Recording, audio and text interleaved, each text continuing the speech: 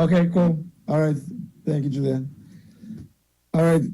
Good afternoon, all survivors. So this is can people hear me at the back? Just to double check again. Apparently not. Can people hear me at the back?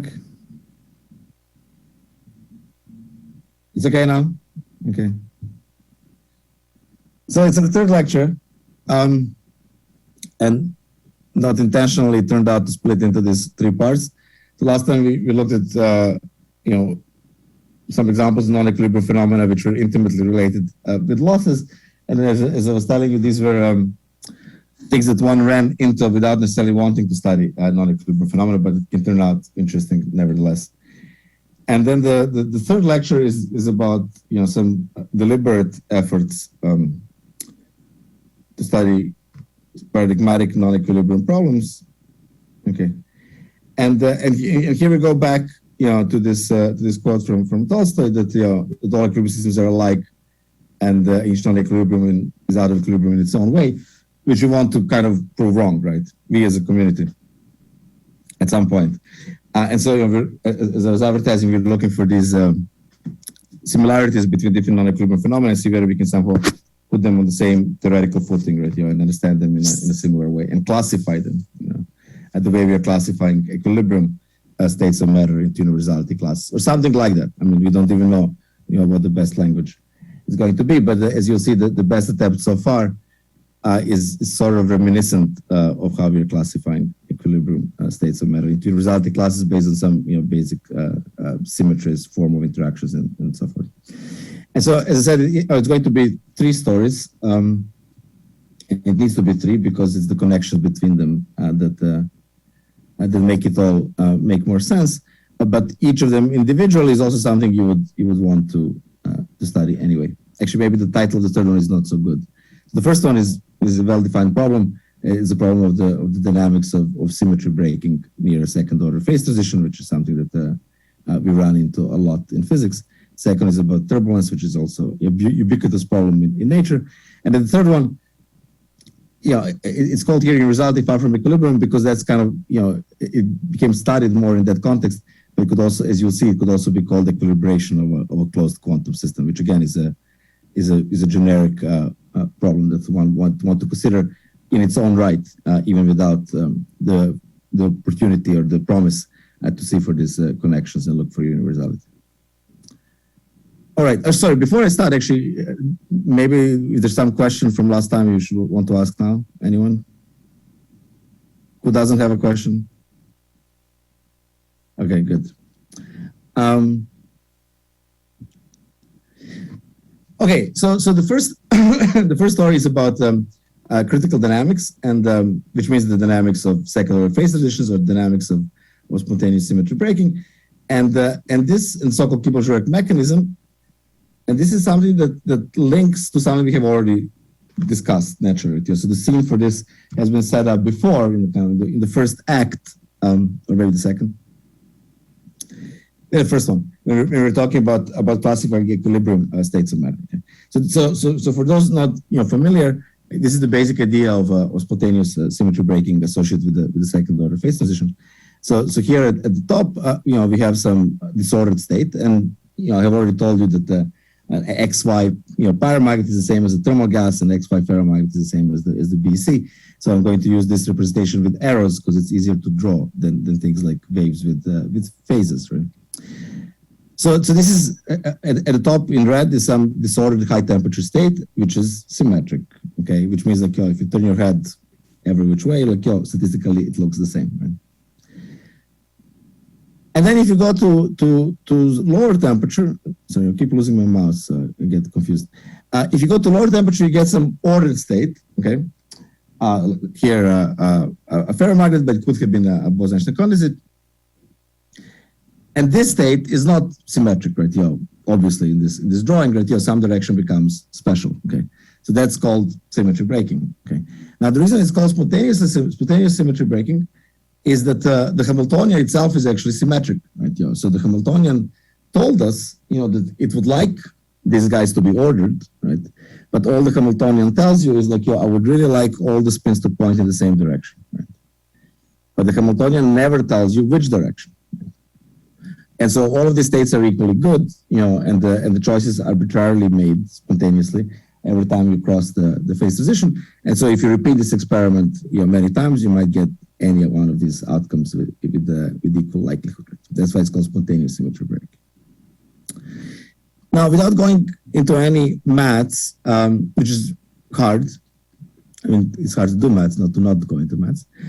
Without going into any maths, we can actually understand that for this thing to happen, the system actually has to be strongly correlated already above the critical temperature in the normal or part of the paramagnetic state. Okay? For example, you had the disordered state, and then you say cooling, right? Let's check. Where do I see myself? Just a second. Okay, fine. Okay. I want to see what is in the screen. So my hands are in the screen. Good. So you're in the disordered state, and you're cooling, and at TC, when you cross the critical temperature, the system is going to get ordered. And now, all parts of the system are supposed to make an arbitrary choice, right? It's not imposed by someone external, like a magnetic field or whatever, okay? And yet they're supposed to make the same choice, right? And so the only way they can make, the same arbitrary choice is if they're holding hands, okay?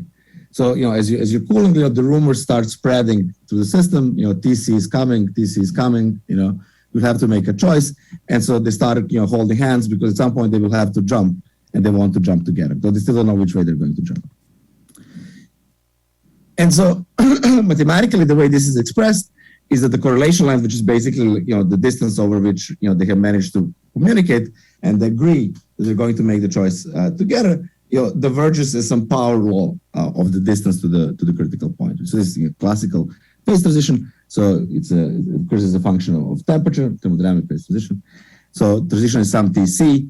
And if you're at distance T minus TC from TC, then this correlation length diverges as T minus TC to the minus nu, where this nu is known as the correlation length critical exponent. Okay, and its critical exponent is the same, for example, for BEC and the XY magnet, right? So it's the same for everything that falls into the same universality class. But then, in order to establish, in order for these rumors to spread, through the world, in order to establish this diverging length correlations, actually takes, exponentially large time. Okay, this is known as critical slowing down. Okay? And mathematically, again, the way it is expressed is that this time t xi, which is needed to establish correlations on the length xi, diverges xi to the z. Okay, where z is the dynamical critical exponent, and again, it's the same for everything in the same universality class, at least. Let's believe that that's true. Okay, it's a bit more complicated because you can cross the transitions in different ways, but for same transition crossed in the same way, Z is the same. Okay, and then it brings us to the dynamics, which is the real world, to the dynamics of the phase transition. And the key point here is that because this time tau diverges, however slow you go, once you decide on the speed at which you're going to tune the temperature or some other, parameter that drives you through the phase transition, however slow you go, at some point it's not slow enough, okay? Because this time diverges, right? So if you go slower, you will get closer to the point before you're too slow than if you go fast. But still, at some point you're gonna fail, right? And so at some point you're gonna run, through the critical temperature, to the critical point, without the whole world being correlated, right? Without everyone having time. To establish correlations and start holding hands. Right? And so what happens is this kind of cartoon on the right, that despite their best will, they didn't manage to communicate, and so you end up with some domains, which are kind of causally disconnected, as we say. Okay? So if the 2 points are far enough, there was no time to coordinate, and so locally, you get some coordination, you get some arbitrary choice of the symmetry breaking order parameter. But if you go far enough, again, locally it looks okay, but it's a different choice than in the first location, right? So crudely speaking, even though these phases might be varying more smoothly, crudely speaking, you get your domains of some certain size over which you can say that the direction of the symmetry breaking order parameter, in this case magnetization, is the same, right? And then the size of this domain will be larger if you go slow, right? Because there'll be more time for the correlations to spread, right? And be smaller if you go fast. that's a qualitative picture, which is relatively intuitive, I think. And it was first introduced by this guy, Kibble, who was a cosmologist, and he died a couple of years ago. And he started thinking about this because he was curious, he was puzzled, why the universe is so inhomogeneous. Why we have galaxies somewhere and empty space somewhere else. Why there's an asymmetry between matter and antimatter and things like that. And so he thought, well, that's because there was some cooling transition happening, just after the Big Bang, and it happened too fast. And so we couldn't homogeneously break whatever symmetries we were breaking, right? And we end up with this kind of defects and unevenness throughout the universe. He didn't get much of the maths right, actually. He just thought he had the qualitative point that certainly far enough has to be not causal, right? Because at least the speed of light is the ultimate limit. Turns out the maths is actually more complicated, as I'll show you in a couple of slides. But still, he was right that it must be impossible in an infinite system, to break the symmetry uniformly everywhere. And then this other guy, Zurek, Wojciech, turned this into more proper maths and also predictions for how you can study this with the condensed matter systems that you actually have in the lab. And so there is, why is it not clicking? Okay, fine. Okay. And so there's a quantitative prediction, okay, that that the size of these domains, is a power law in the cooling time, and this power law B is just some combination of mu and z. Okay, and this is actually not hard to calculate. I'm going to show you on the next slide. Okay, it's hard to calculate mu and z. Okay, but if for some universality class mu and z, then it's not hard to derive this expression that I'm giving you here, the one that Zurek derived. And you can see that this is, sort of intrinsically homogeneous system physics, right? Because it's important that it's a democracy, right? That every part of the system has equal voting rights, in order to get this kind of picture, right? Otherwise, the picture qualitatively breaks down. And you can, of course, adjust the theory to inhomogeneous systems, but a lot of the, of the elegance is lost in the process. So it's a school, and we have time, I think. So I can walk you through the maths, right? And maybe don't follow it fully in real time, but it's something you can definitely do yourself, especially with this slide and even without it. So this is the on the right we have the basic cartoon, of this divergent correlations, that anticipate spontaneous symmetry breaking and of the critical slowing down. Okay, so as we go in time, okay, at some point we're going to cross T over TC. And the distance to TC, we say we have a dual linear expansion in order to just have a well-defined experiment. So distance to TC is this epsilon T minus TC over TC, so it's a dimensionless thing. And for linear quench, they're just equal to minus time over some characteristic quench time tau q. Okay. And then, as we said before, the correlation line diverges as epsilon to the minus nu, and you have to set the length scale, which is some microscopic physics. That's not universal. Okay. So, this lambda is something like a thermal wavelength in our thermal gas. It could be something like, so it could be like, hundreds of nanometers maybe. And it might be just an angstrom in some solid state system. Right? So this can vary wildly. Right? That's not very universalities, but in dimensionless form, things are universal. And then tau psi is some microscopic time, which we don't need to worry about right now. Times psi to the z, so it's epsilon to the minus z. This has nothing to do with Kibble.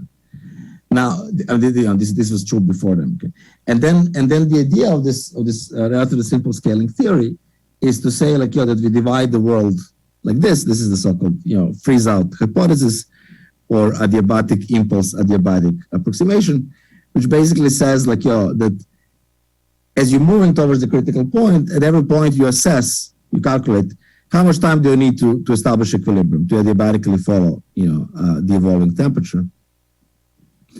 And you say, well, basically, as long as the time I have left until TC is longer than the time I need, I'll be fine. Okay.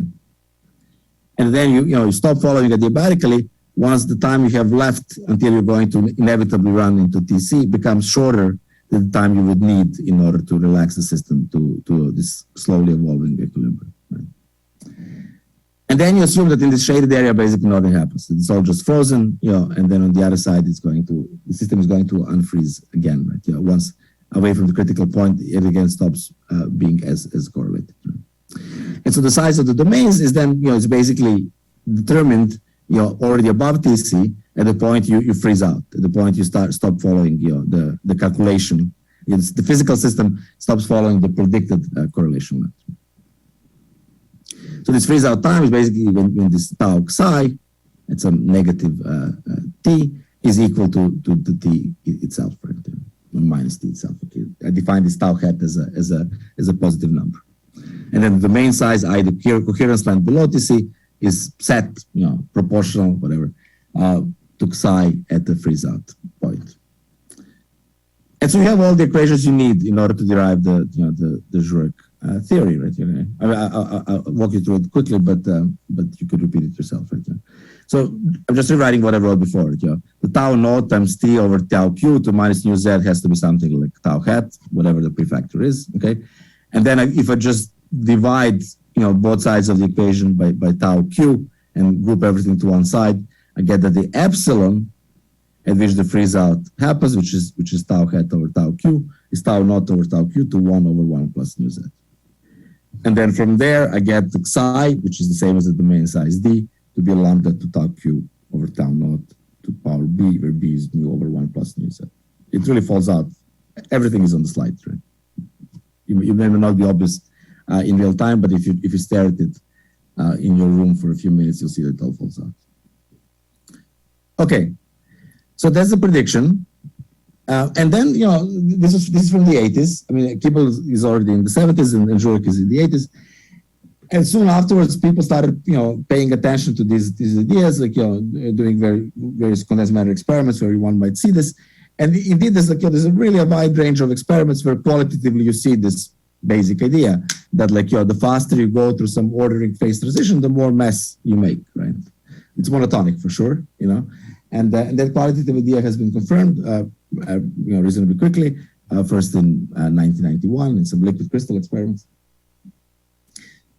But still, it was hard to do anything quantitative and actually check this law in a sort of clean way for various reasons. In one case, the position turned out to be weakly first order. In some cases, it was not clear when you should measure.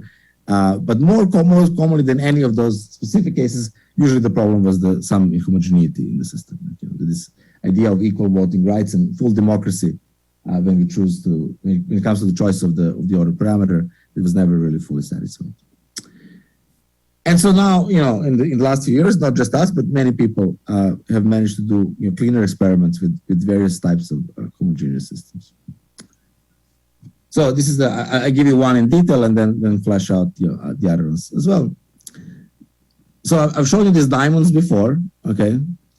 This is what the expansion of a pure BC or almost pure BC from a box trap looks like, 3D box trap. And so if you prepare an equilibrium state, but somehow cooling extremely slowly and letting it settle, whatever, somehow you get to equilibrium, then that's what you get. Okay. On the other hand, if you go through the transition very quickly, then you get something where you sort of just kind of see like the overall shape is sort of similar, but you have all kinds of disorder. Right? Yeah. And this is density disorder in time of flight, but very qualitative. That's basically phase disorder. It means phase homogeneity inside the trap, right? Because it's a bit more complicated because of interactions, but at least kind of conceptual time of flight is a little bit like just doing the Fourier transform, converting real space into momentum space. And so if you have phase fluctuations in trap, they become density fluctuations in time of flight. This is very qualitative. Now quantitatively, what one really wants to do, is to measure these domain sizes. And you can do that by measuring the first order correlation function, okay, which is basically telling you the phase relations, the phase coherence between two different points in the system, and how that varies with the distance between those 2 points, x.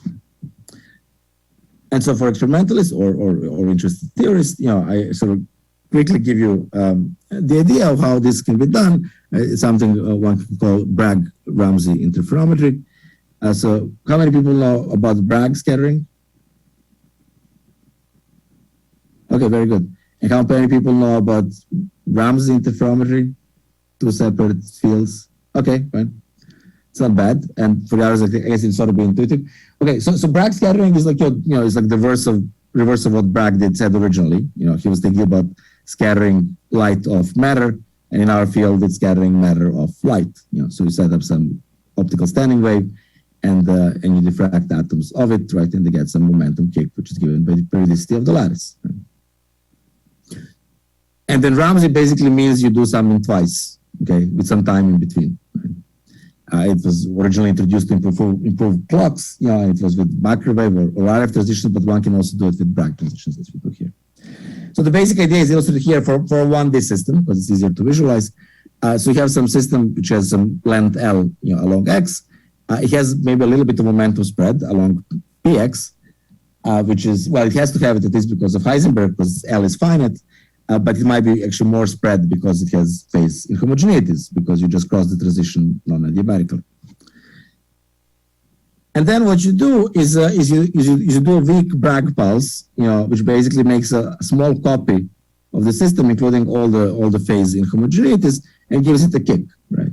Maybe like a few percent or whatever of the system, and gives it a kick along X, right? So it gives it some momentum Px.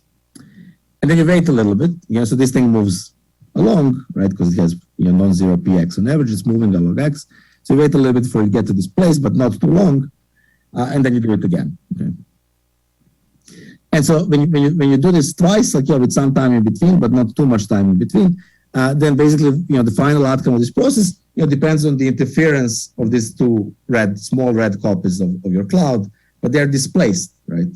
So this interference depends on how the phase in front of the cloud relates to the phase in the back of the cloud, if you like. Right? In this overlap region, it's the front of one copy and back of the other copy, but they're identical copies of the same system, right? So it's self-interference, right? With two copies slightly displaced.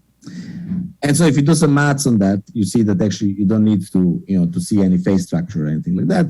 Just the final number of output atoms in this red state is a fraction of the original blue, is directly proportional to the first order population function G1. Okay. With some overlap, this prefactor, this triangular function 1 minus x over L, they're just a measure of the overlap. Things cannot interfere if they don't overlap at all. That's the basic idea, and not just the basic idea. Basically, we set up two lasers to have a Bragg pulse. You do it twice. There's not much more to it once you have the idea. Right. So you just wait. This separates. And then you just count. How many diffracted atoms in the red cloud and how many in the original cloud, and do the statistics on it, and you can get G1.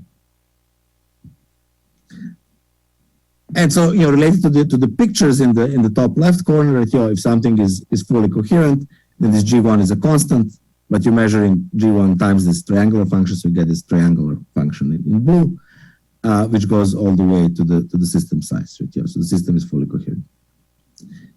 On the other hand, if you quench while having the same temperature, and I should have stressed that, you have the same temperature, same density, same phase space density, you just went there too fast, right? So the phase space density is huge, right?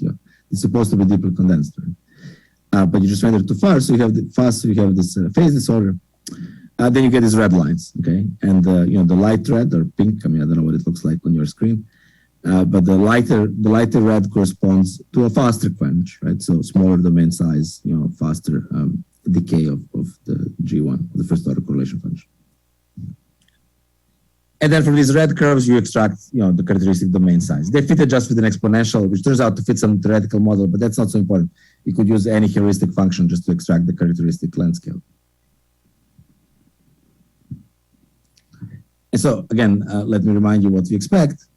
The size of the domain is supposed to be power law in the cooling time, and the power law is nu over 1 plus nu z.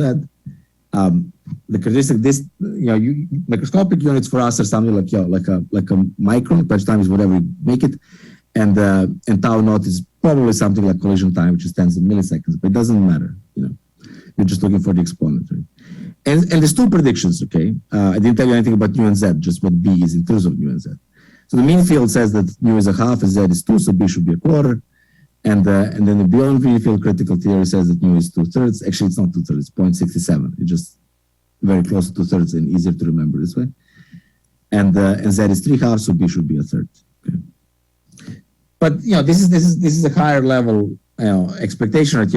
First one wants to see the power law at all, right? And then see whether it matches any of these theories, and then whether you can distinguish them. But it turns out actually, this works out better than we hoped for. So you get that it's a power law, the domain size versus cooling time, and that the power law is not stupid, it's in the right neighborhood, and at a sort of 2 sigma level or so, it even distinguishes the beyond mean field from mean field predictions. Right? And of course, the beyond mean field has to be correct, right? Just the question is whether you see it properly. And I want to stress here that this is a weakly interacting system. Okay, so in equilibrium, we were taught how beyond mean field, and even I said it at some point. Beyond mean field effects are going to become prominent if you're strongly interacting. Okay? This is just rubidium 87 in equilibrium at this density and this interaction strength. You would say the system is very weakly interacting. Okay? But just because this divergence of the correlation length, it becomes strongly correlated, and mean field breaks down close to the critical point. And then from this, you can also extract this dynamic of critical exponent. This is more of a technical detail, which again, some errors propagate, but still favors the beyond mean field theory over the mean field one. And you can also wait a little bit after you have cooled to see what happens to the domain size. And this is not quantitative, and no one has done the quantitative experiment yet. But one sees that after you cross the critical point, that for some time the system remains frozen, so the system size stays the same, the correlation length stays the same, the domain size stays the same, and then at long times kind of unfreezes and it starts coarsening, as we say. Right, So they try to reconcile their differences, and have a coherence over longer and longer time as you wait after crossing the transition. So now that you understand that, I can somewhat easier, I think, I'll tell you a bunch of other experiments, which are very pretty, but I don't need to repeat much of the maths. So the first kind of extension is to look at the different geometries, but essentially the same physics. It's still like a Bose gas, a bulk Bose gas, it's gonna pick a phase between 0 and 2 pi, and we cross the transition by cooling, right? So all these ideas are the same, just the geometry is different. Okay? So I think I've shown you this earlier or something like it. You can make this homogeneous systems in various ways. You can have a 3D one, you can have a 2D one, you can have a 1D one as a line, but you can also have it as a ring, right? And here the system is actually a ring. There's another there's another cloud at the center of this ring, but that's for a special reason that I'm about to tell you in a second. Okay. And so in 3D you can measure this correlation length, and that gives you the domain size. But another thing that happens, and that works out nicely if you have a squashed system, is that when you get these domains, I already wrote it before, but now highlighted in red, then at the vertices of these domains, you can get some topological defects, right? Because at long times, they run through the transition too fast, and they're like, guys, we screwed up. Let's try to reconcile our differences. Let's all have the same phase.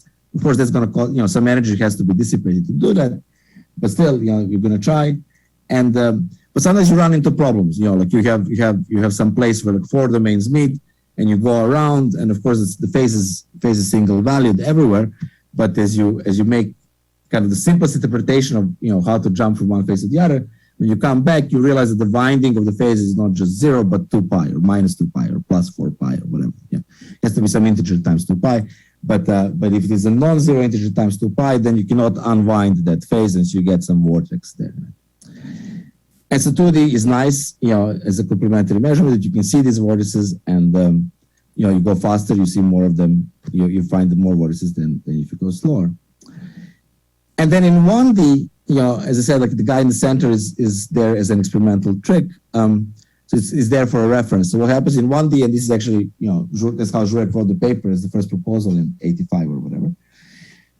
In 1D, you cool the system, and around the ring, we have a varying phase. And again, the phase is ever single valued. But if different domains have different phases, and then they try to reconcile the differences, if they end up with a phase winding of 2 pi, that actually means there's a persistent current around the ring. Right? You cannot get rid of this easily. Right? Or it could be 2 pi the other way, right? Or it could be 4 pi or whatever. Okay?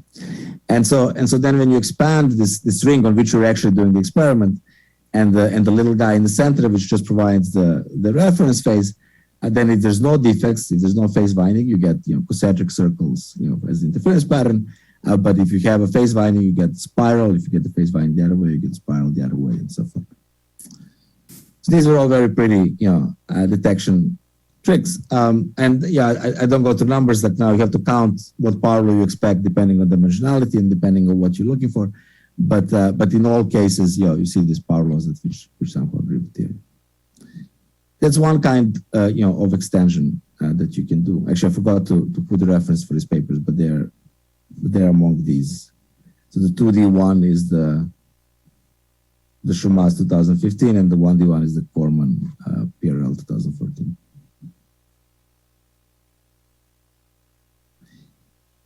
Now, a different kind of extension, which is beautiful, and you see things even sort of more directly in many ways, but it's limited to 1D and to breaking over discrete rather than continuous symmetry. So this is a different quality of different experimental system. It's also a quantum phase transition.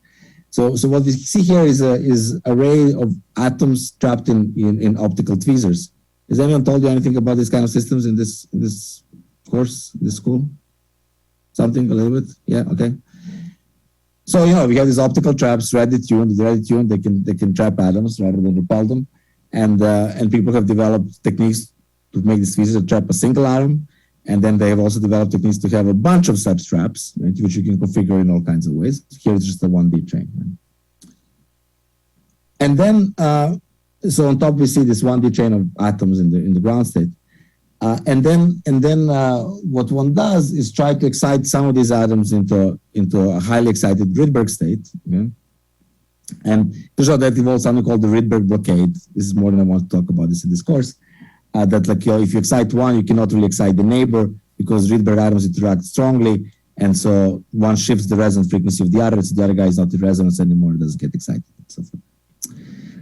But now you have a many-body system, okay, and depending on exactly how you do this excitation protocol, right, it turns out that you can choose the parameters in such a way that every other atom should be excited, okay, and so basically the atom in the end is either in the ground state or in the excited state, so that's like spin up, spin down, it's just like Z2 symmetry, okay? So you should alternate, between excited and non-excited atoms. In the bottom two rows, the excited ones are red circles because they're not visible anymore, and the ground state ones are still green dots. And the symmetry that is broken is that the Hamiltonian doesn't tell us whether all even ones should be green and the odd ones should be red or the other way around, okay? So it's a discrete symmetry that's broken. So in that sense, it's kind of it's less fascinating maybe in some sense, but it's amazing how you can see these things because here you can just look where the defects are. If you have two greens next to each other or two empty ones next to each other, I don't know why they never have two empty ones next to each other. That's bizarre, but anyways, that's a defect, right? That's the main wall, right? So this whole gray region or whole red region is evens are red. Say the red is evens are red and the greens are odds are red. Okay, so these are the two the two symmetry, the two order parameters that you can have. And if you go fast, so from the original state to this guy, you went with this orange arrow, which was fast. So you get small domain sizes. If you go slow, you get large domain sizes. And again, you can do this quantitatively. So here, we're doing this transition from the ground state to this, symmetry breaking antiferromagnetic state. And it turns out the parameter you change the Hamiltonian is some detuning of some lasers that, it's not important, but you can do it at different rates, okay? And then you see if you go do it very fast, then you have this yellow curve, the correlation length saturates at some small distance, before you cross the transition. If you do it super slow, then it manages to grow all the way to this blue line, okay? Here in units of lattice sites, apparently. Or you can just plot the correlation length versus the sweep rate, and again, it satisfies the prediction of what the Kibble-Shorek prediction is for this particular case. Anyways, so this is the end of the first story that we understand. It's a non-equilibrium problem, but as I will re-stress later on, in some sense, it is understandable in terms of equilibrium physics. So both mu and z are sort of equilibrium properties of the system. There is time here because we're changing something ourselves, okay? But we are setting the clock, right? We are changing the time, and you'll see how we will generalize this more in the second and the third story. So the second story is on turbulence, which again is in itself an interesting phenomenon. It's been studied at least since Da Vinci, This is like early 16th century. And it's everywhere. These are classical examples. It's relevant for weather. It's relevant for airline flight. It's the same maths. So seemingly the same physics shows up in financial markets. If you do well on financial markets and then go and play golf, then again you run into turbulence there because it turns out it helps your ball fly further, right? So it's kind of it's ubiquitous phenomenon, but it's not even defined. We just don't understand it. We don't necessarily even have an elegant definition, except indirectly. It has some features, right? Some features seem to be cropping up again and again, right? And so we say these are features of turbulence. If something else has those features, we say it is like turbulence. Right? But the microscopic understanding is still lacking, and cold atoms have a chance to contribute something there. And there's a bunch of experiments that have seen various phenomena related to turbulence now in cold atoms. And I'll tell you the sort of the leanest, simplest story. So this is I put quantum in brackets here because it's turbulence in a system that is otherwise considered quantum, but it's the jury is out on the question to what extent this quantum necessarily matters in this particular problem. It's a quantum gas, and one studies turbulence in it, and the question is basically how do you go from from simple sound excitations, right? Which are like boogaloo excitations that you probably heard from Misha or someone, to something that is totally chaotic in space and time. And again, the questions go back to Da Vinci. There has been progress over the centuries a little bit, but basically, like our current understanding is still at the level of about 100 years ago, and it's captured in this cartoon and this poem from this guy called Lewis Richardson. It's exactly 100 years ago, well, 99 years ago, who was a British mathematician and meteorologist. He was interested in weather. And so the poem that he wrote says, big walls have little walls which feed on their velocity, and little walls have lesser walls, and so on to viscosity. Okay. He's actually paraphrasing Jonathan's Fifth here, but that's not so important. So the walls are actually vortices, and in our simple example, we're going to be dealing with waves, but it's the same story. Okay, this is the story of a so-called direct energy cascade in turbulence. And this is the idea, so inject the energy somehow into the system at a large length scale, low momentum, okay? And then, the energy through nonlinear processes, the energy cascades to finer and finer length scales, to higher and higher energy individual excitations, but obviously fewer of them because you have to combine several low energy excitations in order to create a high energy excitation, right? And through momentum space, this energy flux, epsilon travels in some scale invariant way, right? So it's constant as a function of momentum. So there's no sinks or sources in the so-called inertial range between the injection and dissipation. And then eventually the energy is dissipated at some very small length scale, which is set by viscosity in a classical fluid. Okay, we'll come back to this point in a moment. So they say the energy is dissipated if flow turns into heat. Okay, because heat is not going to turn back into flow. Right? Even though before that, different modes are turning into different modes. That's also in some sense dissipation and damping on an individual mode for the benefit of the other modes. But still, it's all hydrodynamic flow. Right? But once it turns into heat, there's no going back. Right? So that's the end of the poem, and so on to viscosity. So these are the experiments one can do with cold atoms. They're conceptually very simple. So you have this gas in a box, right, and you just shake it like a water in a baby bathtub. And this is the simulation based on the Gross-Pitayevsky equation, which is not necessarily applicable this far from equilibrium. It's doing pretty well so far, but we don't know, what aspects it can capture, what cannot capture. It's still an open question.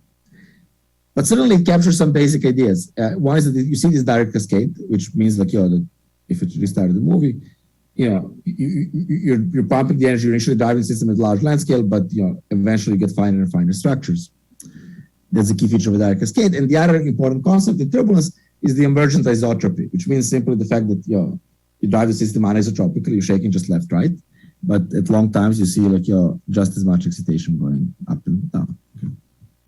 Here on the right are the snapshots of the same thing, where you see like it's a messed up thing. There's waves. These red things are actually vortices, so there's those present in the system as well. But so far, we're not sure they play any significant role. Actually, it's mostly wave turbulence as far as we know.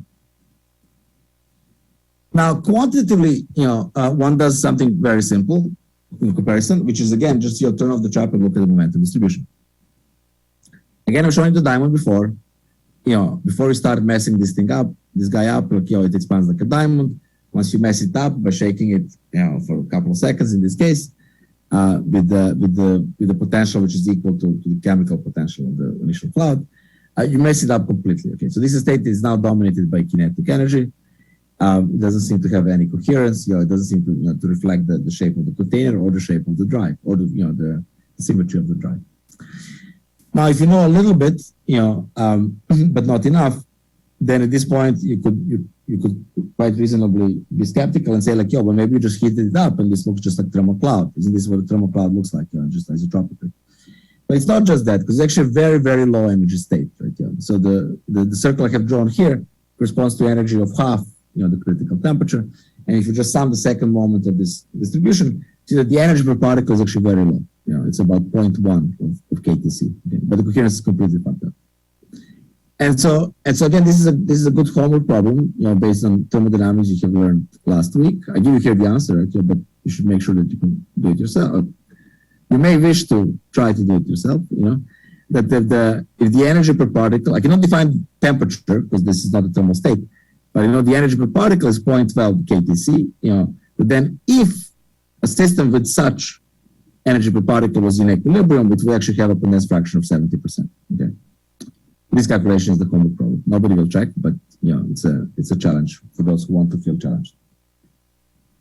And indeed, if you stop shaking and you wait for this thing to relax, you get, it's a closed system relaxation. You get exactly, you can't see it from the picture, but the condensed fraction of this cloud is 70% when you analyze it properly, which is exactly what you predict by just thermodynamics and assuming conserved energy. Now, more quantitatively, the tail, the smoking gun for turbulence, is that this non-thermal momentum distribution is actually a power law. This is somehow goes hand in hand with scale invariant fluxes. K to the minus gamma is clearly a very non-thermal distribution. And so, with some gamma, you don't need to worry too much about gamma in advance. And it turns out this is the case experimentally. The T over gamma is 3.5, and Gross-Pitevsky manages to reproduce this. Now I make a comment here which means nothing to you if you don't know a lot about turbulence. But if you know a little bit about turbulence, then maybe you've heard of a Kolmogorov 5/3, which has nothing to do with this system or this experiment. This is for an incompressible fluid like helium, whereas our gases are very compressible. The second most famous analytical result in turbulence is power law. Second most famous power law comes from Kolmogorov and Zakharov. It's for weak wave turbulence, and it's gamma equals 3. This is an analytical result which is known to be approximate. We know it should not be perfect, but it's hard to go beyond the leading order analytical result. And so this 3.5 is kind of close to it, though not identical. Now, why it is not identical is not an answer question, but also not important question for our story. It's actually kind of nice that 3.5 is different from 3, because it will allow me on the following slides, to show you that some very general principles are more robust than these specific numbers. So the questions we want to address now, and we can do this a bit better with cold atoms, than with other systems, is how does this cascade get established in the first place, and what are this scale invariant particle and energy fluxes through the cascade. When one just sees the steady state distribution, like I have drawn here, we're pumping energy here at KL, as it's called for some reason that I don't want to go into, and we're dissipating at KD, and over most of the region in between, you have this power law. This is static distribution. It means like that energy you're pumping in at one end is coming out at the other end, okay? But you cannot see what energy you're pumping in, right? And how many particles are carrying it. Right? At least it's not obvious from the static picture. Okay, and so in most systems, turbulence gets established too quickly. For us, everything is slow. It could be hundreds of seconds or seconds, so we can try to study this. So I'll go over these ideas, I think, kind of a bit repetitively in several ways because it's hard. And hopefully one of the ways I say it, sinks in, right? So looking at real space and time, what's happening is like we started with this is some matter wave field. It's initially has no excitation. It's just uniform, and then we force it or drive it, inject energy like at some large length scale, 1 over kf. F is for forcing, And this is really system size, right? Because we just have a uniform force, like when you do the water in a baby bathtub, right? And then, through nonlinear processes, this cascades to finer and finer structures, okay? In pre-steady state, okay? With pre-steady state is before we reach the dissipation length scale 1 over kd for the first time, okay? And so at time t, at this time, before TD, there's no dissipation at all because we have not made it all the way to dissipation scale even for the first time. Once we make it there for the first time, okay, then whatever comes in comes out, and now in steady state, the system is fluctuating on all length scales between 1 over kf and 1 over kd. And again, in a classical system, this length scale 1 over kd will be set by viscosity. Now, in momentum space, which doesn't obviously translate because the picture on the left is qualitative, and on the right, I'm making some claims which are not quantitatively obvious, so they will turn out to be correct. What happens is that at early times, the cascade front moves, travels locally through K space, right, and leaves in its wake, what is going to be the steady state momentum distribution until it reaches KD, and then everything looks stationary. Okay? As a side comment, for these particular numbers I'm telling you, when you establish the steady state, it's very unusual non-thermal steady state because actually, even if there was no dissipation at all, so if I take viscosity to 0, I take KD to infinity, this exponent 3.5 is such that the integral n of kk to the 4 dk diverges and the integral n of kk squared dk converges, okay? Which means that this cascade can fit only a finite number of particles, but it has infinite energy capacity, okay?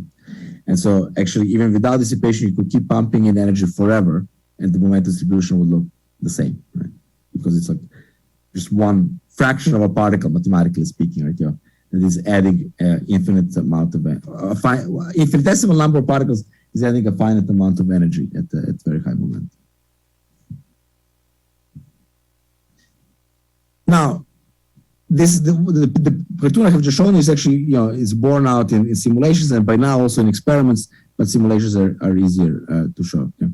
So from the same simulations, what you see is what I said, that the cascade front propagates to the right, leaves in its wake the steady state momentum distribution. What you don't obviously see here is if you look at where the cascade front is a given time, and if you look at the time steps, you see that actually this is traveling like a power law in time.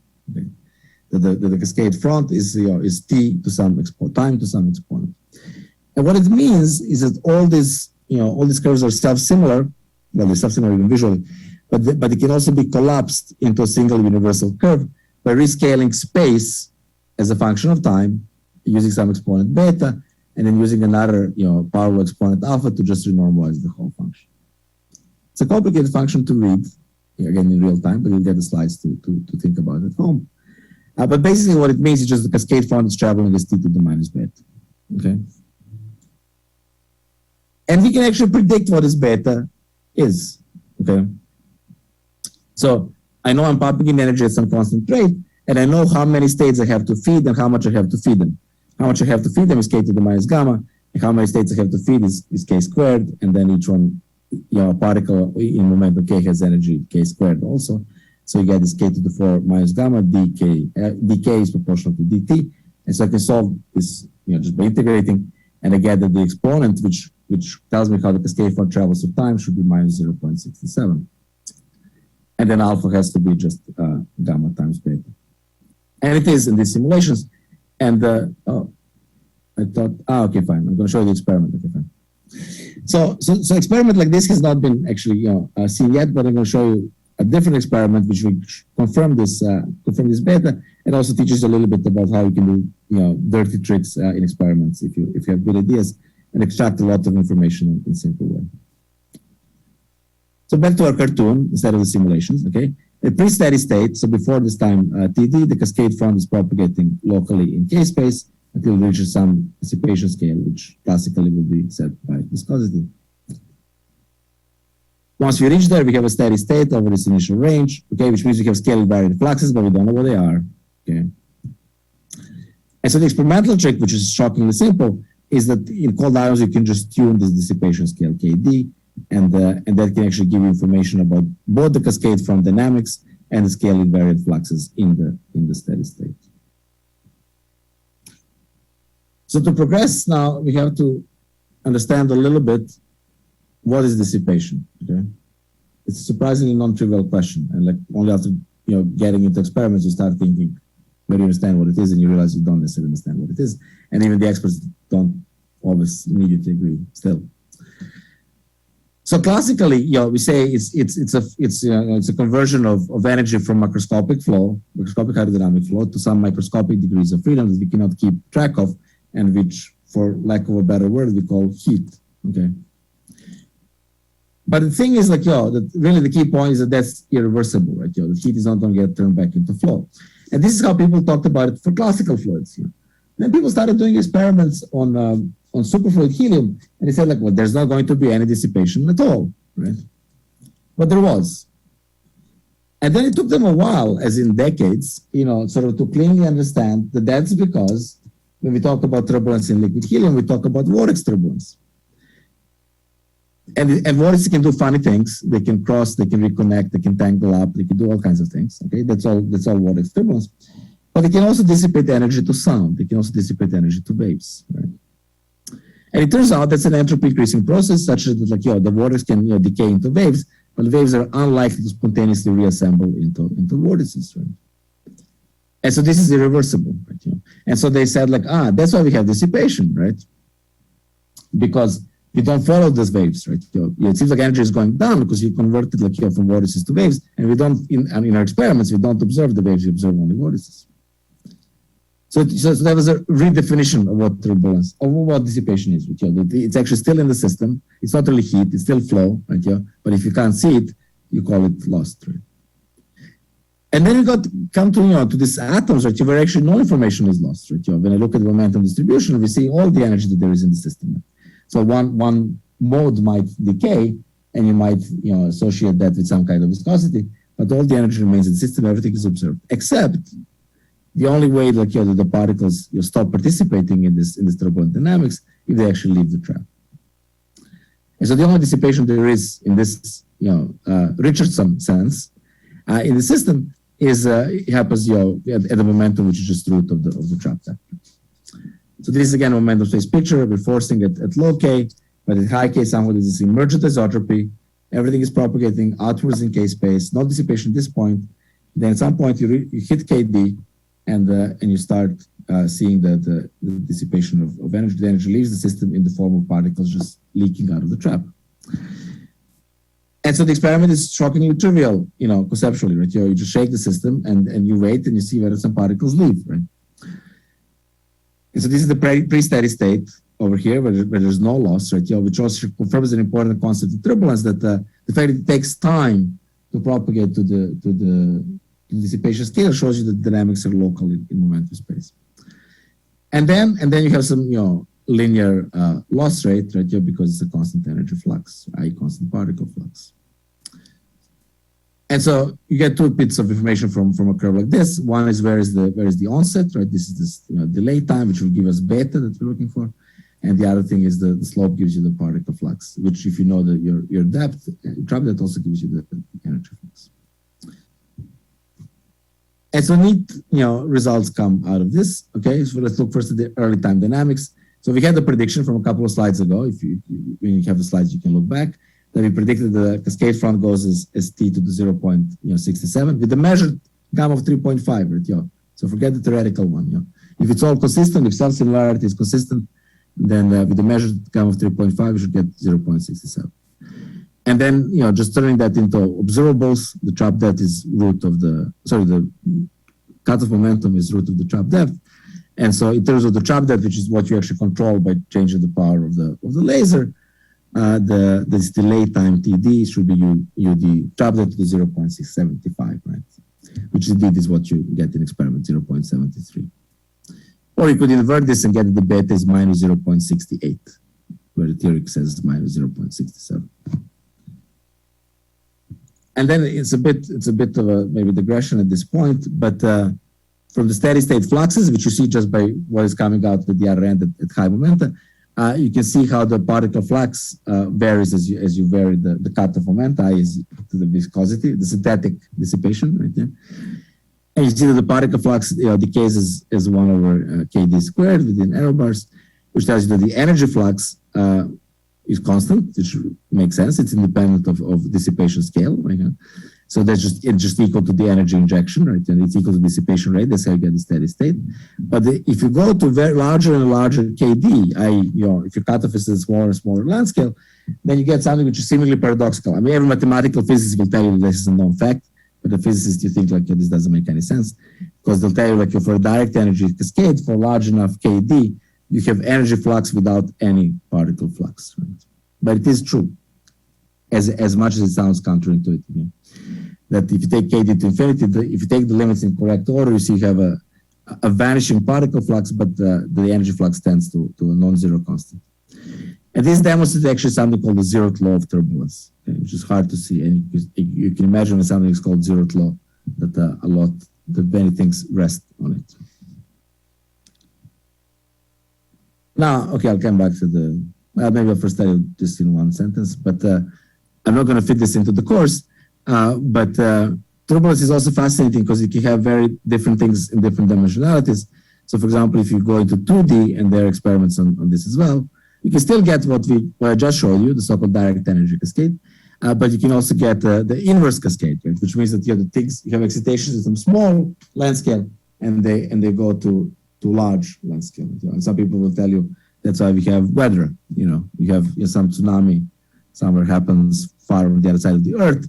But then globally, because the atmosphere is like a 2D system, but then you get global effects on large length scales with some delay. Right?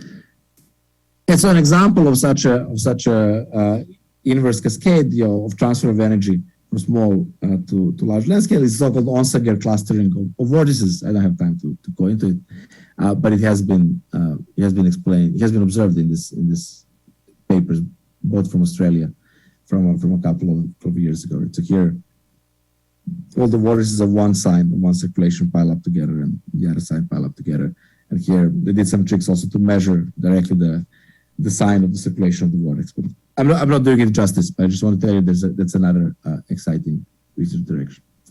But I want to go back onto for just a minute to stress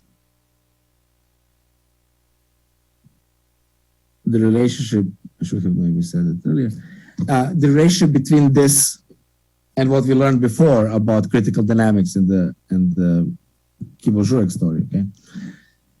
So there was time, but they knew what the time was going to be. I was changing the temperature, right? Or whoever was doing the experiment, Misha, looking, was changing some parameter, right? Or his students, or my students. We're changing the temperature or some parameter, okay? So we were setting the clock, right? And the only the scaling that occurs there is really kind of in some sense quasi-static and it's an equilibrium property. So I could have also just said like, here's TC and I'm here and now I have a system which looks like so, and then I change the temperature a little bit, get closer to TC. The system gets coarse-grained. It develops correlation on a larger length scale. But if I zoom in, it will look the same as before. It's like a fractal thing. Right? And I could change this in discrete steps and not explicitly talk about time. Right? So the Kibble-Jurek story comes if I turn this into a linear sweep in time, but they didn't have to. Right? So really, it was spatial scaling, which is somehow coupled to the dynamics. Now, this is a more general story. This scaling function here on the right, where both the spatial and the time behavior is kind of emergent. I do something and I don't know how fast the cascade front is going to propagate. Right? I'm not the one pulling it. Right? I'm just pumping in energy, and the system is figuring out what to do with it and what the dynamics are. And for example, I'm pumping in energy. I could pump energy at different frequencies. If I pump the same amount of energy using a different frequency and a different strength of the force, I will still get the same dynamics through momentum space. Right?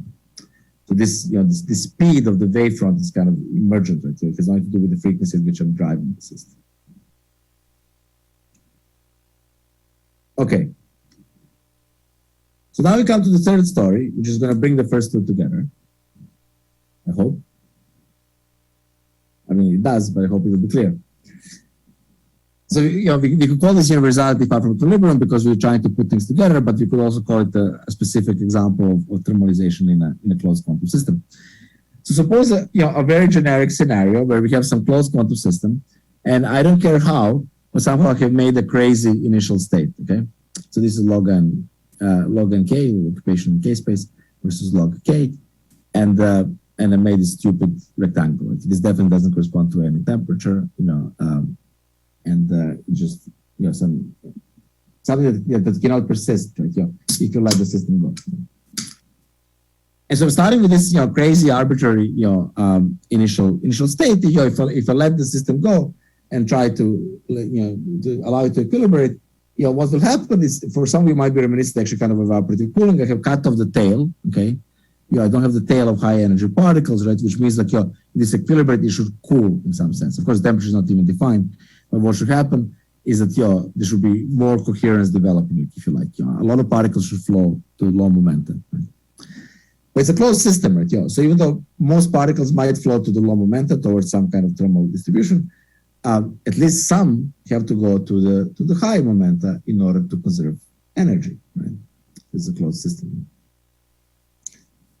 And so then you can see that actually, most particles go there, but if you track the energy flux, the most energy actually goes to the high K in order to compensate for it. In an evaporative cooling, we would be removing that stuff from the high energy tail, okay, but here we're not removing it. It's a closed system. It must be something like that, right? But then the question is, what is the dynamics of this far from equilibrium process? And it turns out, people figured out, numerically, analytically, but I guess mostly numerically, is that, when you're so far away from home, then it's hard to find the way home. And mathematically, the way, this, the difficulty the system experiences in finding its way home is expressed, in the form of how it travels towards equilibrium. And it turns out it travels towards equilibrium in this kind of power law, very exploratory, slow way, as opposed to, for example, something that the capacitor would do, which is exponentially approach the new equilibrium state when you flip the switch in the circuit.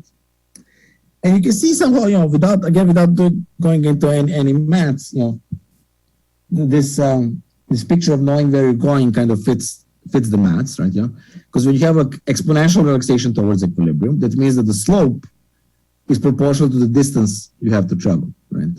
The initial charging voltage gives you the initial charging current, of the capacitor. Okay, so the slope with which the speed with which you go towards equilibrium is proportional to the distance to equilibrium.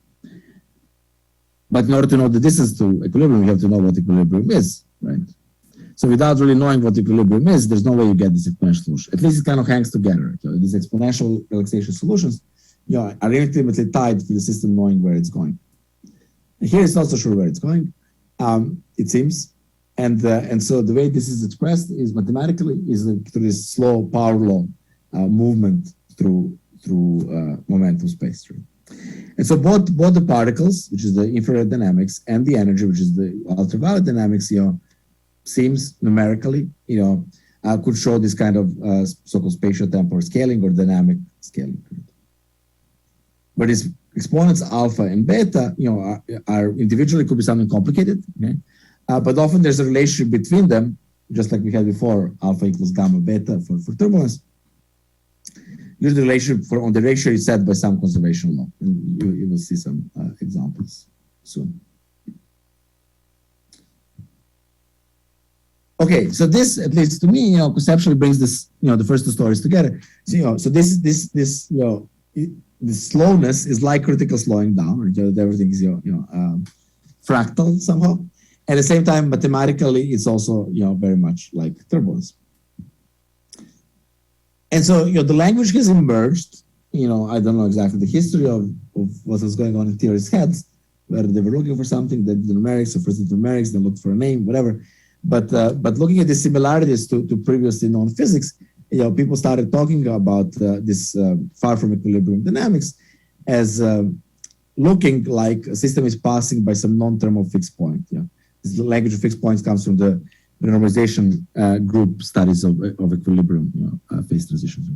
So if you start far from equilibrium, if you start away from equilibrium, for some initial conditions which are relatively close to equilibrium, you might just go directly to thermal equilibrium, like a capacitor charges exponentially or discharges exponentially. But more generally, for arbitrary crappy initial state, for arbitrary initial conditions that are just very far from equilibrium, without necessarily depending on the details of that initial state, the system might take this kind of detour, this power law scaling dynamics, which then they associated with passing by proximity of some non-thermal fixed point. And again, the big word universality comes in. People who started using this language, they actually come from high energy physics. They were interested in the quark equalization of quark gluon plasma. But then through doing various numerics, various people started realizing that maybe the same thing can be seen in QCD and cold atoms and quantum magnetism, a wide range of systems. It's the broadest sense of universality, potentially, right? Not proven yet.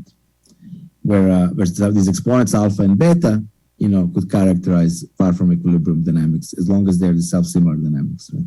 In a variety of systems that have some little things in common.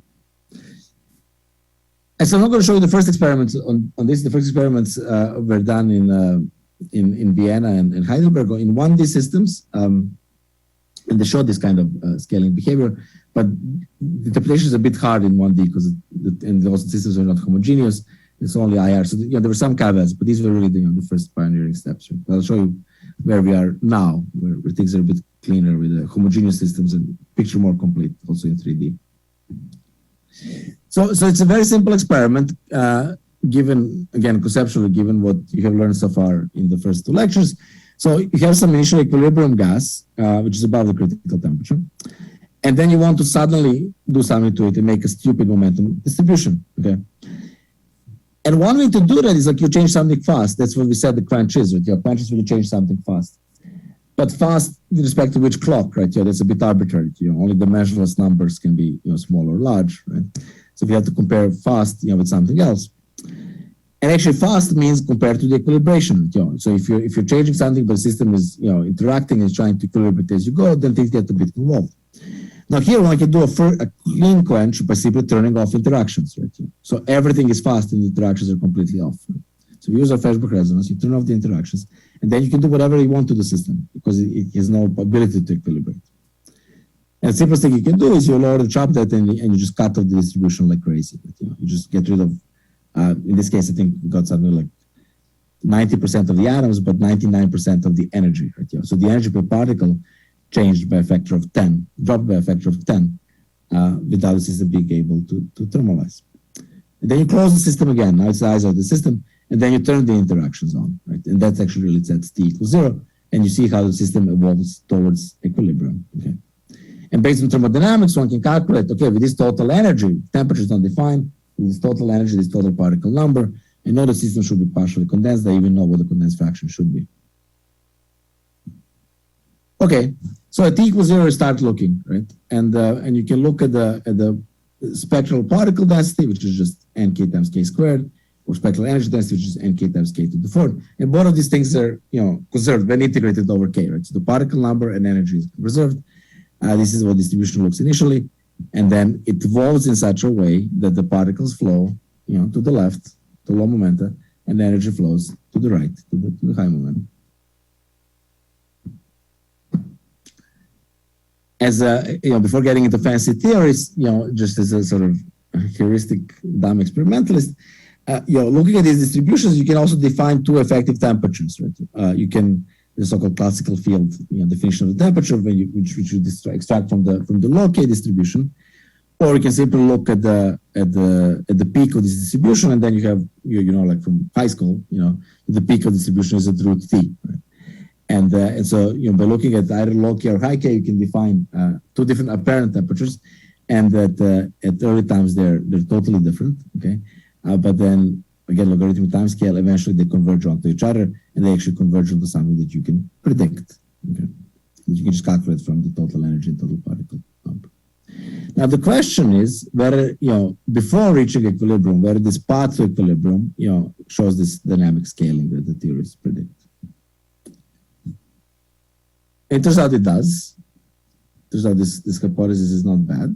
Okay.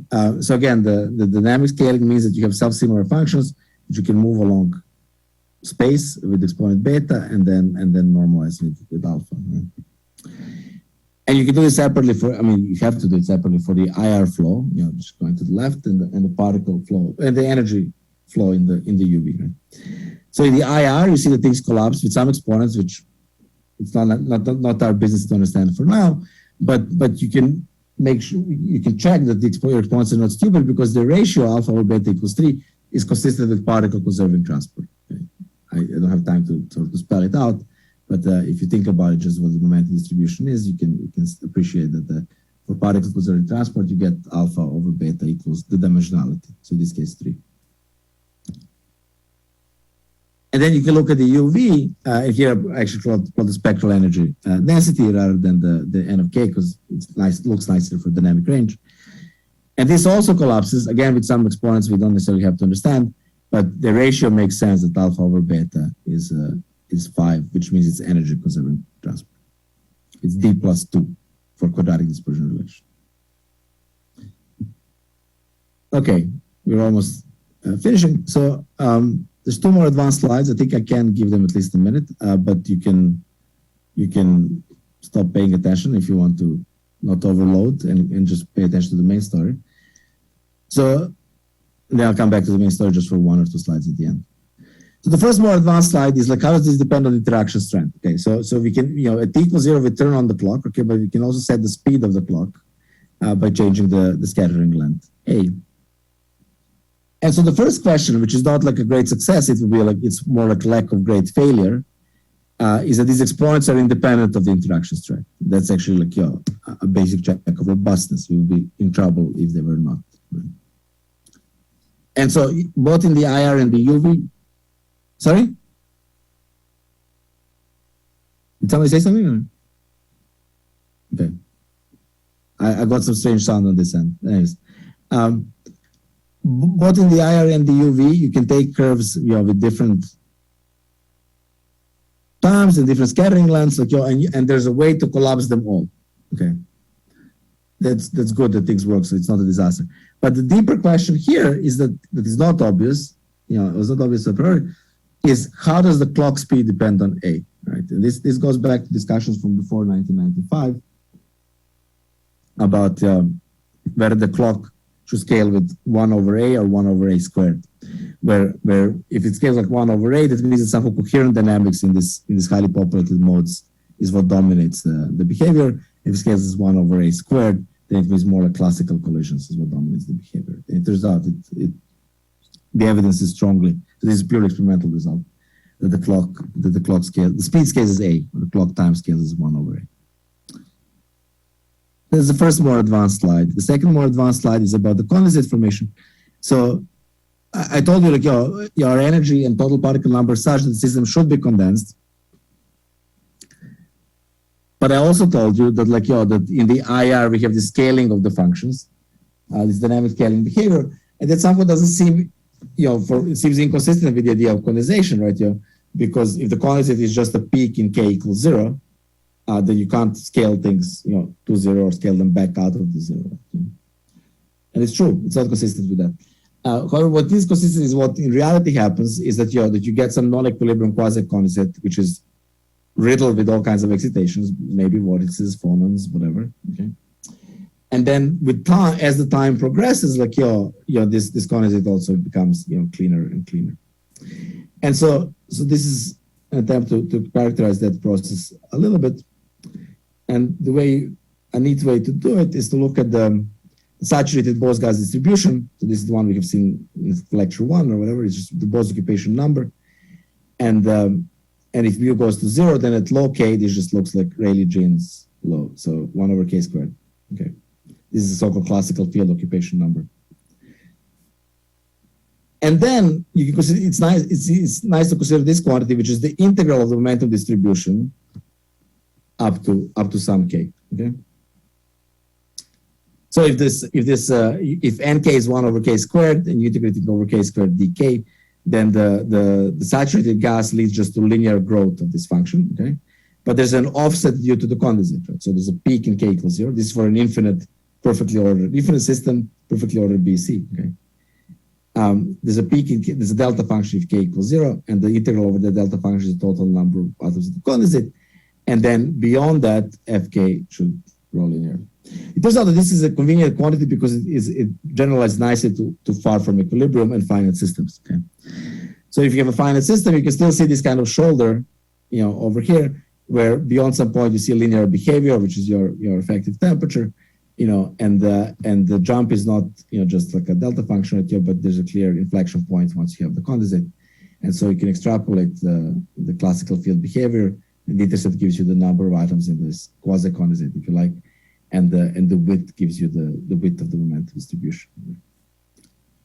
And so if you follow this in time, it turns out indeed that the number of atoms in this quasi-condensate goes to what we can predict analytically, similar to we're predicting the 70% condensed fraction for a turbulent state. And the width is initially something larger than the Heisenberg limit for a finite size system. And then, as long times it becomes equal to the Heisenberg limit, which is the system, the BC is as coherent as it can be, given that it's finite size. And okay, the timing is good. We go back to the main story, which is that we were measuring some exponents alpha and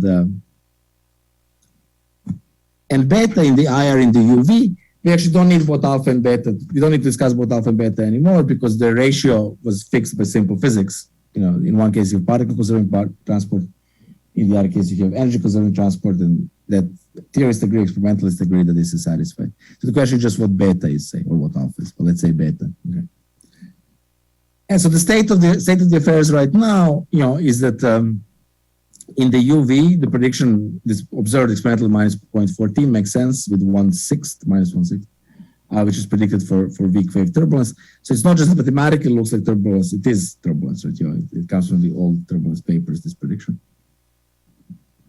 And then in the IR, things are a bit more open. So most of the theories actually predict the half, but there is a minority report, that says it could be actually 1/3, and it seems like the experiment actually favors this one. But whether that's deep or something we still don't understand, we don't know.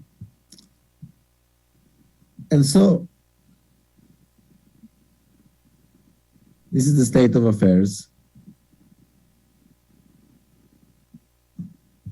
How these last two stories, far from equilibrium stories, connect. Okay. So in quench system equilibration, you have particles flowing to IR. It's a closed system. Particles flow to IR. Energy goes to UV. Whereas in driven turbulence, both particles and energy go to UV. Okay, and so you end up with different exponents. Okay, but both things are characterized by some small number of exponents, like the equilibrium universality classes. And at least so far in experiments done, these exponents at least partially, make sense. And it's still an open question to what degree, these are universal and can be applied to various physical systems. But that's the hope, for the future. And this experiment on the right in blue has not been done, but one would imagine, I'm willing to bet on this one, that if you drive the system rather than quench it to make it turbulent, and then at some point stop, close the system and let it relax, that you will get something very similar. The drawing on the right will be very similar to the drawing on the left. Except at very early times. So it's going to be a different initial state, but some of the dynamics at long times should be universally described by the same scaling exponents. But that, again, is still for the future. And so with that, I'm going to end my course in time. Thank you for your attention.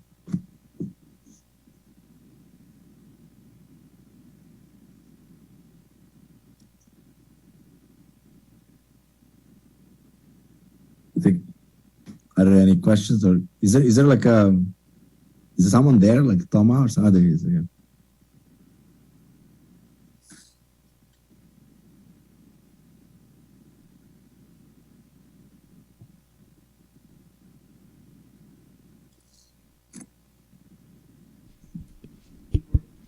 Sorry, I had two questions about.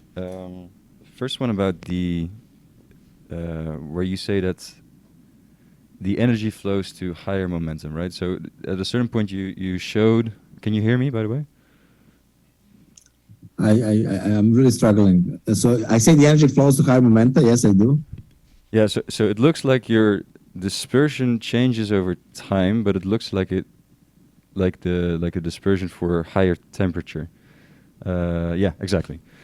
So I didn't really understand what was happening here. So I understand the particles, they go to lower momentum, but what exactly? So what is plotted here, the left plot, is nk times k squared. That's particle density in k space, okay?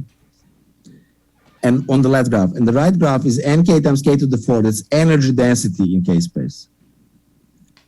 So both the total particle number and the total energy in the system are conserved.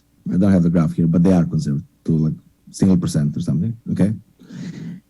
Which means that these things are nice to plot because the areas under these curves are conserved, right?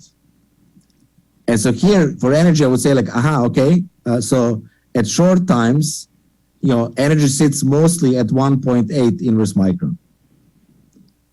At long times, energy sits mostly at 3 inverse microns, right? Yeah, okay. So the energy, do you understand? Yeah, I see. Okay. So I could define actually. So one can do various moments. So the second moment and the fourth moment are conserved, okay? The third moment decreases and the fifth moment grows of the distribution, right? So the fifth moment is the center of mass of energy, if you like, in K space, right? Mm-hmm. And that grows in time, right? It's basically just the center of mass of these curves, right? Yeah. And the third moment, which is the center of mass of these curves, goes down in time, right? Yeah, which means the center of mass of particles goes towards lower K. Yeah. Okay, thanks. Yeah, I guess does that make sense? Also, yeah, if you look at the scalings in K, I guess it also makes a bit more sense, right? The energy distribution scales K fourth, so you could expect that. I hear every other word. I don't know why this is so bad. When Thomas speaks, I hear it properly, but before at least. Thomas is a bit closer to the microphone, I think. That microphone. Like when I speak with Juliet before the lecture, I always understand everything.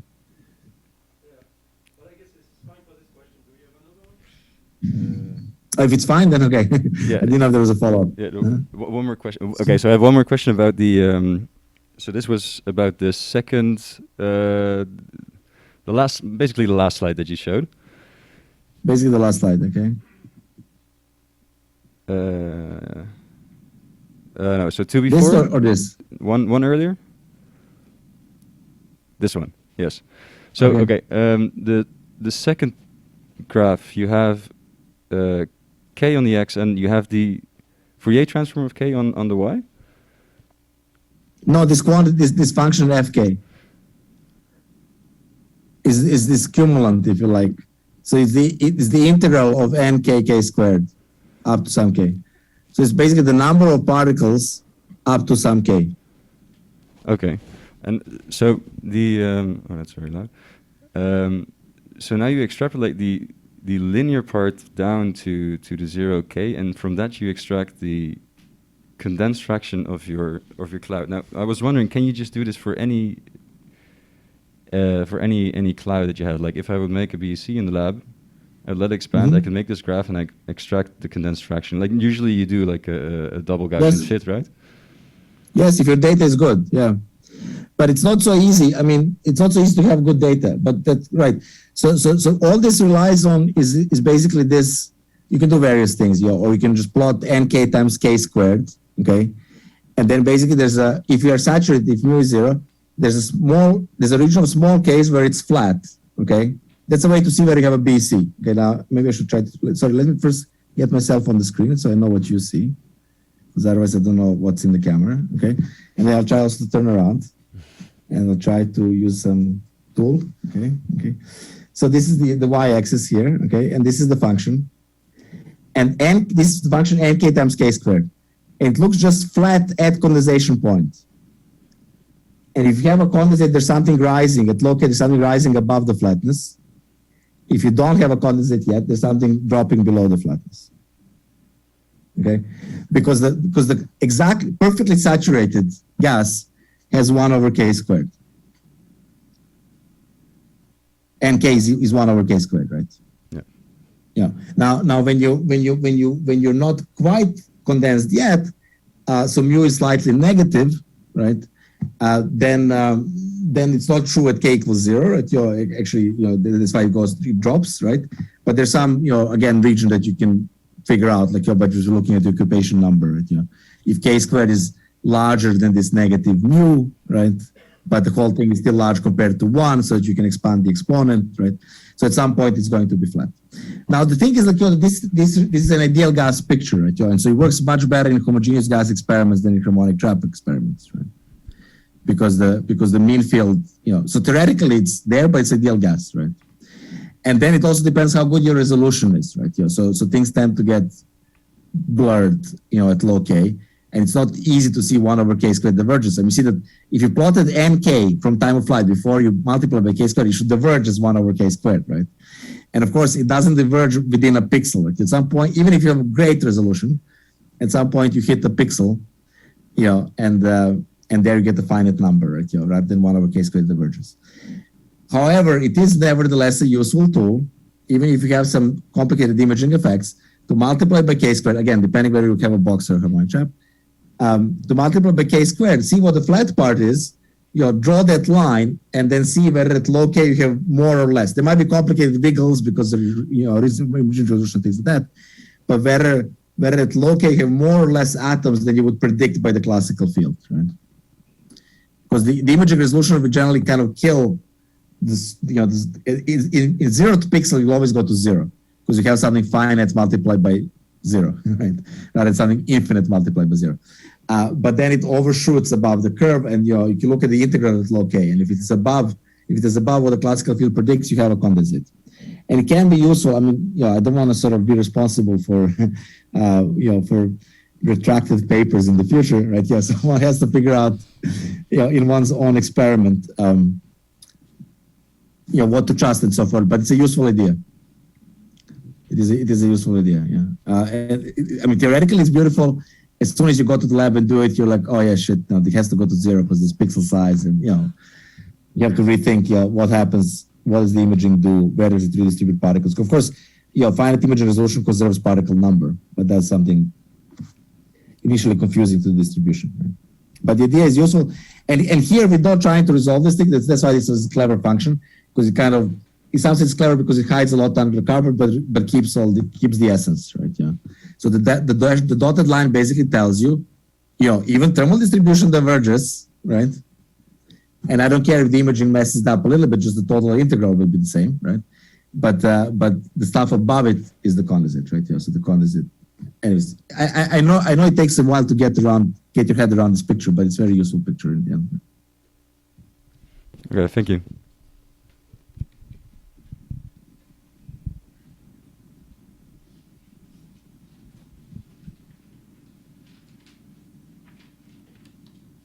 So you wake up. Sorry, was there something in the back, or? Yeah, there is a question in the back.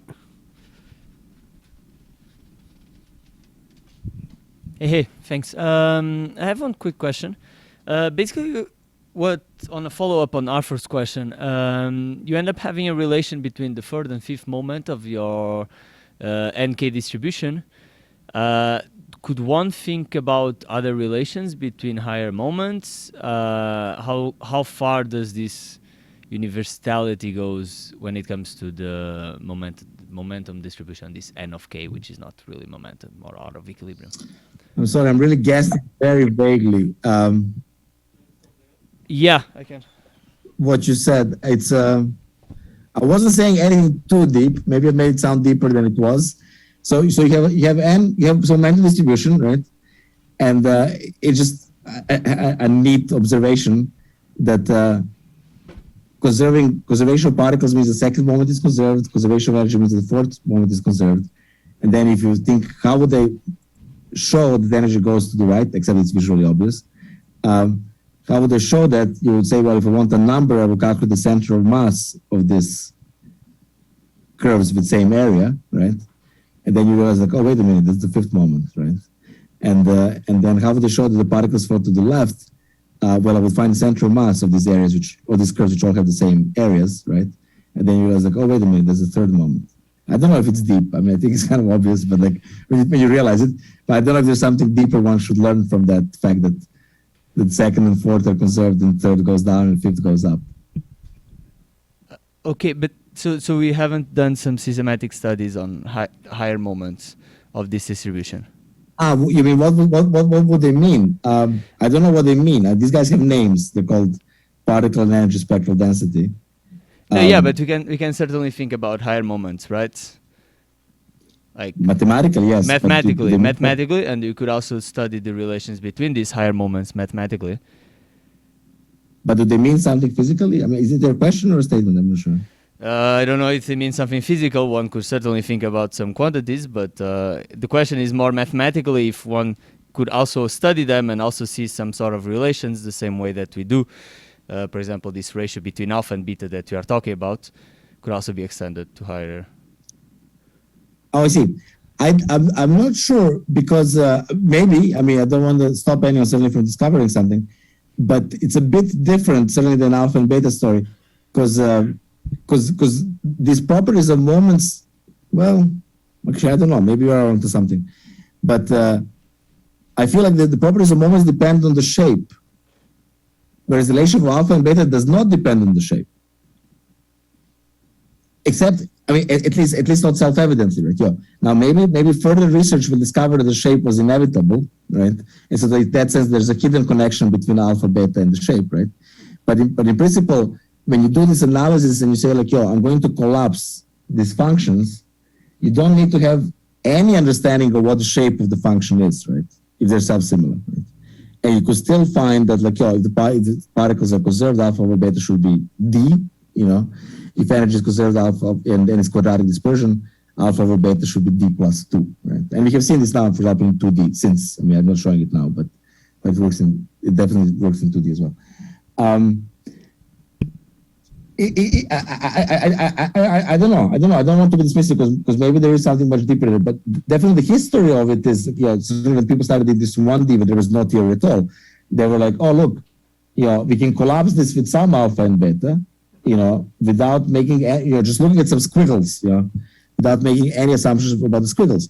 Now, when you have, in some cases, you have assumptions like or understanding, like for driven turbulence, that this turns into like that the N of K itself is a power law, right?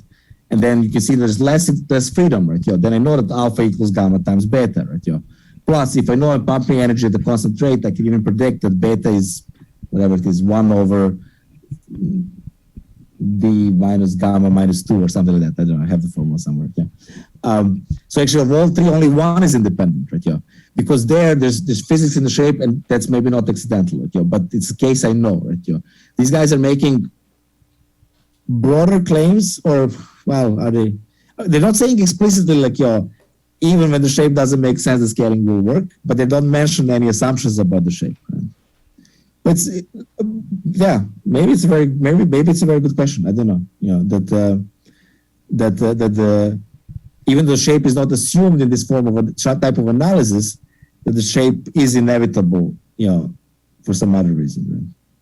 This could happen. Thanks. And if the shape is, of course, if the shape is inevitable, then of course the ratios of whatever 8 and 6 cumulative things like that are defining the shape, right? So then there will be something there. Yes. All the questions? Nope. So thank you, Zoran. I think it's over. With no more questions. All right. Thank you all. I'm really sorry I couldn't be there. So yeah, it will be more natural and better delivered in this way. But okay, I hope you got something out of it. Cheers. Enjoy the rest of this day. All right.